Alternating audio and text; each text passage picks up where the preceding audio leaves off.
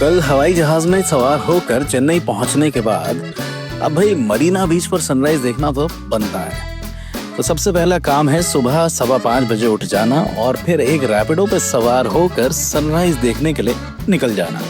अब धीरे धीरे बाइक आगे बढ़ती है और हम मरीना बीच पहुंच जाते हैं। फिर मैं आगे बढ़ चलता हूँ, लेकिन भाई साहब ये बीच कितना लंबा है भाई। जितनी दूर समुंदर है ना रोड से, इससे जल्दी तो भाई दिल्ली से चेन्नई आ गया था मैं। फाइनली जिस सनराइज के लिए मैं यहाँ आया होता हूँ वो देखकर आंखें और दिल दोनों ही खुश हो जाते हैं।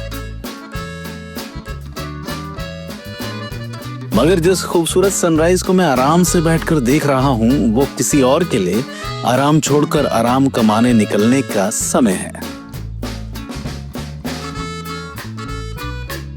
फिर मेरी नजर जाती है इन अंकल पर जो मुझे बताते हैं कि पिछले 25 साल से डेली सुबह ये सनराइज देखने के लिए मरीना बीच पर आते हैं। भाई इतनी डेडिकेशन, क्या बात है। फिर बातों ही बातों में अंकल मुझे ब्रेकफास्ट के लिए एक जगह रिकमेंड करते हैं। तो बस फिर क्या था दोस्त, मैं भी निकल जाता हूँ चेन्नई की इस खूबसूरत सुबह में पैदल पैदल टहलता हुआ और फाइनली मैं पहुंचता हूँ to the iconic Ratna cafe. फिर मेरे लिए आता है प्लेन डोसा और वो था लाजवाब। लेकिन ब्रेकफास्ट का इम्पोर्टेंट आइटम भी इसके बाद मुझे ट्राई करने के लिए कहा जाता है। अब भैया रत्ना कैफे का पोंगल वड़ा तो आहा सुपर।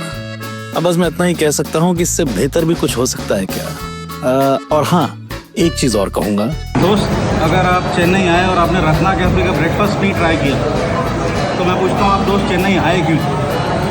अब भैया ऐसा है कि हम पेट पूजा करते हैं और आपसे कल मिलते हैं।